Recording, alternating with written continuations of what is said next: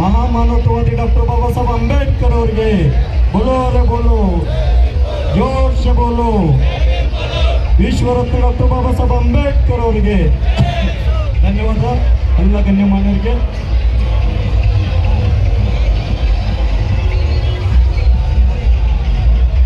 ಈಗ ಕನ್ನಡ ದಲಿತ ಸಂಘರ್ಷ ಟೀಮ್ ಆದ ಎಲ್ಲ ಕಾರ್ಯಕರ್ತರಿಗೆ ವಿನಂತಿಸಿಕೊಳ್ತೇನೆ, ದಯವಿಟ್ಟು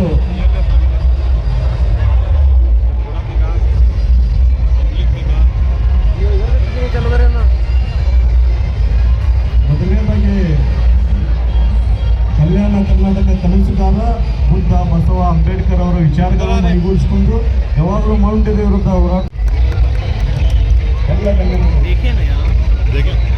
ಅದೇ ರೀತಿ ರಾಜಶೇಖರ್ ಅವರು ಜಾಗೃತಿಸಿ ಸನ್ಮಾನಿಸಬೇಕೆಂದು ಕೇಳ್ಕೊಳ್ತೇನೆ. ಅದೇ ರೀತಿ ಪೊಲೀಸ್ ಕಮಿಷನರ್ ಸಾಹೇಬರು ಕೂಡ ಜಾಗೃತಿಸಿ ಸನ್ಮಾನಿಸಬೇಕು. ಅದೇ ರೀತಿ ಯುವ ನಾಯಕರಾದಂಥ ರಾಹುಲ್ ಮೊಹಮ್ಮದ್ ಜಟ್ಟೂರಿ ಅವರು ಕೂಡ ಜಾಗೃತಿಸಿ ಸನ್ಮಾನಿಸಬೇಕೆಂದು ಕೇಳ್ಕೊಳ್ತೇನೆ. ಜೊತೆಗೆ ಸಿದ್ದಪ್ಪಣ್ಣ ಕಾಂಬ್ಳೆ ಅವರಿಗೂ ಕೂಡ ಜಾಗೃತಿಸಿ ಸನ್ಮಾನಿಸಬೇಕೆಂದು ಕೇಳ್ಕೊಳ್ತೇನೆ.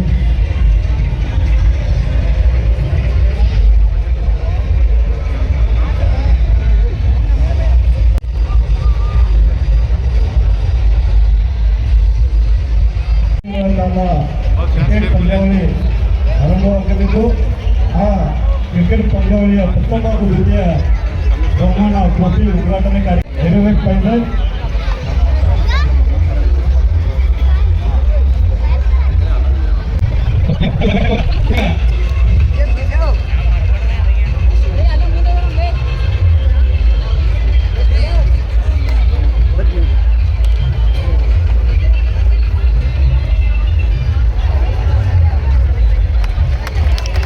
ಜೋರಾಗಿ ಚಪ್ಪಾಳೆ ತಟ್ಟುವ ಮುಖೇನ ಟ್ರೋಫಿಯನ್ನ ಉದ್ಘಾಟಿಸಲಾಯಿತು.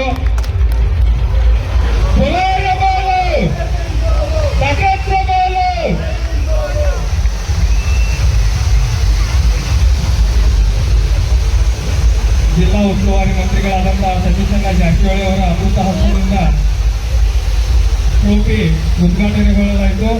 ಇನ್ನು 15 ದಿನಗಳ ಕಾಲ ವಿಶ್ವರತ್ನ ಡಾಕ್ಟರ್ ಬಾಬಾ ಸಾಹೇಬ್ ಒಂದು ಆಶೀರ್ವಾದರಾಗಬೇಕು.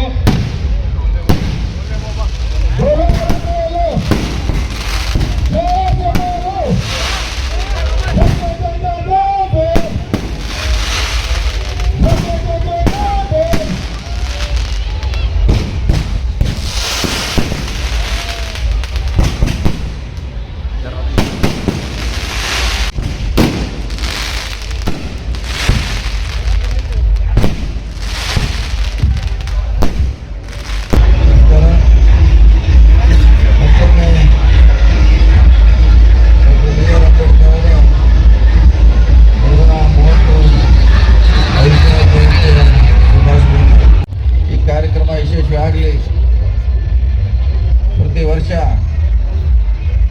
ಡಾಕ್ಟರ್ BR ಅಂಬೇಡ್ಕರ್ ಜಯಂತ್ಯೋತ್ಸವದ ನಿಮಿತ್ತ ಇದು ಅತ್ಯಂತ ಪ್ರಖ್ಯಾತ ಆಗಲಿ ಈ ಟೂರ್ನಮೆಂಟ್ ದೊಡ್ಡ ಶುಭಾಶಯನ ಕೋರುತ್ತಾ ಡಾಕ್ಟರ್ BR ಅಂಬೇಡ್ಕರ್ ಅವರ ಜಯಂತಿಯನ್ನು ಪ್ರತಿ ವರ್ಷ ಆಚರಣೆ ಮಾಡ್ತೀವಿ. ಆದರೆ ಇದು ವರ್ಷಕ್ಕೆ ಸೀಮಿತ ಆಗಬಾರ್ದು. ಏಪ್ರಿಲ್ 14ರಿಂದ ಏಪ್ರಿಲ್ 16 ಆಗಬಾರ್ದು. ನಾವು ಇದನ್ನ ಅಂಬೇಡ್ಕರ್ನ ಪ್ರತಿ ದಿವಸ ಅವರ ವಿಚಾರಗಳನ್ನ, ಅವರ ಹೋರಾಟವನ್ನ, ಅವ್ರನ್ನ ಸಮಾಜ ಯಾವ ರೀತಿ ನೋಡಿತ್ತು, ಅವ್ರಿಗೆ ಎಷ್ಟು ತೊಂದರೆ ಕೊಡ್ಲಿಕ್ಕೆ ಪಟ್ಟಿತ್ತು ಅನ್ನೋದನ್ನ ನಾವು ಮೊದಲು ತಿಳ್ಕೋಬೇಕು. ಆಮೇಲೆ ನಂತರ ಪ್ರತಿಯೊಬ್ಬರಿಗೆ ಹೇಳುವಂತ ಪ್ರಯತ್ನ ಆಗಬೇಕು ಇಡೀ ವರ್ಷ. ಅಂದಾಗ ಮಾತ್ರ ನಾವು ಮುಂದಿನ ದಿನಗಳಲ್ಲಿ ಅಂಬೇಡ್ಕರ್ನ ಉಳಿಸ್ಕೊಳ್ಳಿಕ್ಕೆ ಸಾಧ್ಯ ಆಗ್ತದೆ. ಇಲ್ಲಾಂದ್ರೆ ಅಂಬೇಡ್ಕರ್ ದೂರ ಮಾಡುವಂತ ದಿನಗಳ ಇದಾವೆ, ಪ್ರಯತ್ನ ಆಗ್ತಾರೆ ಪ್ರತಿ ಸಾರಿ. ಅವಾಗ ಅವ್ರಿಗೆ ತೊಂದರೆ ಕೊಟ್ಟರು, ಈಗ ಕೂಡ ಅವ್ರು ಇಲ್ಲದೆ ಸಂದರ್ಭದಲ್ಲಿ ತೊಂದರೆ ಕೊಡುವಂತ ಪ್ರಯತ್ನ ನಡೀತಾ ಇದೆ. ಅದಕ್ಕೆ ನೀವು ಜಾಗೃತಿ ಆಗಬೇಕು. ಶಿಕ್ಷಣ ಎಷ್ಟೇ ಕಡಿಮೆ ಇದ್ರೂ ಕೂಡ ಅಂಬೇಡ್ಕರ್ ಬಗ್ಗೆ ತಿಳ್ಕೊಳ್ಳಿಕ್ಕೆ ಪ್ರಯತ್ನ ಮಾಡಬೇಕು. ಅವರಿಂದಲೇ ಇವತ್ತು ನಾವೆಲ್ಲ ಈ ಸ್ಥಾನಕ್ಕೆ ಬರಲಿಕ್ಕೆ ಸಾಧ್ಯ ಆಗಿದೆ ಸಂವಿಧಾನ ಮೂಲಕ. ಬಹಳ ಗಂಭೀರವಾಗಿ ಪರಿಗಣಿಸಬೇಕು. ವಿಶೇಷವಾಗಿ ಈ ಸಾರಿ ಪೊಲೀಸ್ ಕಮಿಷನರು ಮತ್ತು ಜಿಲ್ಲಾ ವರಿಷ್ಠಾಧಿಕಾರಿಗಳು ಈ ಡಿಸಿಯನ್ನ ಕಡಿಮೆ ಸೌಂಡ್ಗೆ ಸೀಮಿತಗೊಳಿಸಿದ್ದಾರೆ. ಇದು ಮೊದಲು ಅಂಬೇಡ್ಕರ್ ಅನುಯಾಯಿಗಳು ಇದನ್ನು ಜಾರಿ ತರಬೇಕು. ಫಸ್ಟು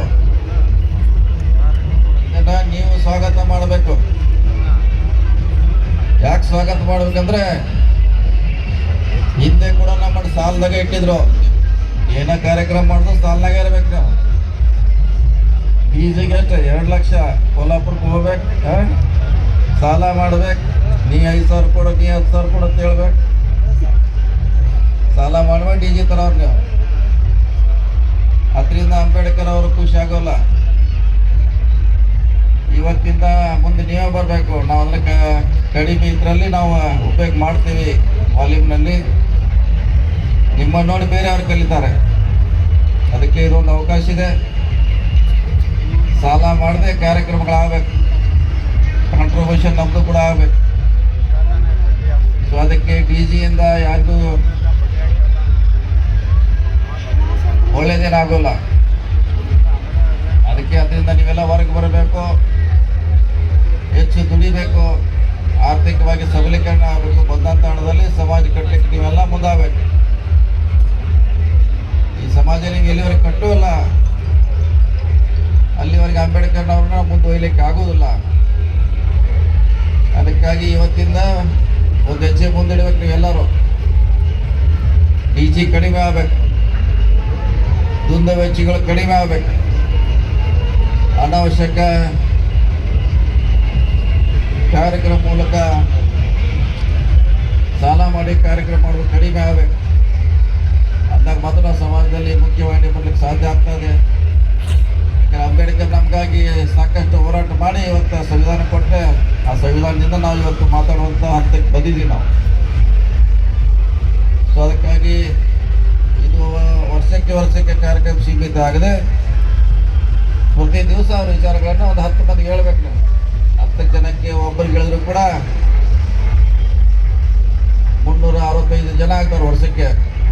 ಅಂಬೇಡ್ಕರ್ ಅನುಯಾಯಿಗಳು, ಅಂಬೇಡ್ಕರ್ ಅವರ ಸ್ವಾಭಿಮಾನಿ ತಂಡ ಇದೆಲ್ಲ ಮಾಡುವಂಥ ಕಾರ್ಯಕ್ರಮ ಹಾಕಿ ನಿಮ್ಮ ಜೋಡಿ ನಾವು ಇರ್ತೀವಿ. ಬರೋ ದಿನಗಳಲ್ಲಿ ಯಾವ ರೀತಿ ಇದನ್ನು ಸಂಘಟನೆ ಮಾಡಬೇಕು, ಅಂಬೇಡ್ಕರ್ ಅವ್ರನ್ನ, ಬುದ್ಧನ, ಬಸವಣ್ಣವರ, ಶಾಹು ಮಹಾರಾಜರನ್ನ, ಪೆರಿಯಾರವರನ್ನ, ಸಾವಿತ್ರಿಬಾಯಿ ಫುಲೆ ಅವರನ್ನ ಯಾವ ರೀತಿ ನಾವು ಉಳಿಸ್ಕೋಬೇಕನ್ನೋದು ಭಾಳ ನಮ್ಮ ಮುಂದಿರುವಂಥ ಸವಾಲಾಗಿದೆ. ಅದಕ್ಕಾಗಿ ಈ ಕಾರ್ಯಕ್ರಮದಿಂದ ನಿಮಗೆಲ್ಲ ಪ್ರೇರಣೆ ಆಗ್ಲಂತ ಹಾರೈಸಿ ಪ್ರತಿ ದಿವಸ ಬುದ್ಧ, ಬಸವ, ಅಂಬೇಡ್ಕರ್ ವಿಚಾರನ ಮನೆ ಮನೆಗೆ ಹೇಳುವಂಥ ಪ್ರಯತ್ನ ಈ ಸಮುದಾಯದಿಂದ ಆಗಲಿ. ಮತ್ತೊಮ್ಮೆ ತಮಗೆ ಅಂಬೇಡ್ಕರ್ ಅವರ ಜಯಂತ್ಯೋತ್ಸವ ಶುಭಾಶಯಗಳನ್ನ ಕೋರುತ್ತಾ ಮುಂದಿನ ದಿನಗಳಲ್ಲಿ ನಿಮಗೆ ಒಳ್ಳೆಯದಾಗಲಿ ಅಂತ ತಮಗೆ ಶುಭ ಹಾರೈಸಿ ನನ್ನ ಮಾತು ಮುಗಿಸಿ ನಮಸ್ಕಾರ. ಜೈ ಭೀಮ್.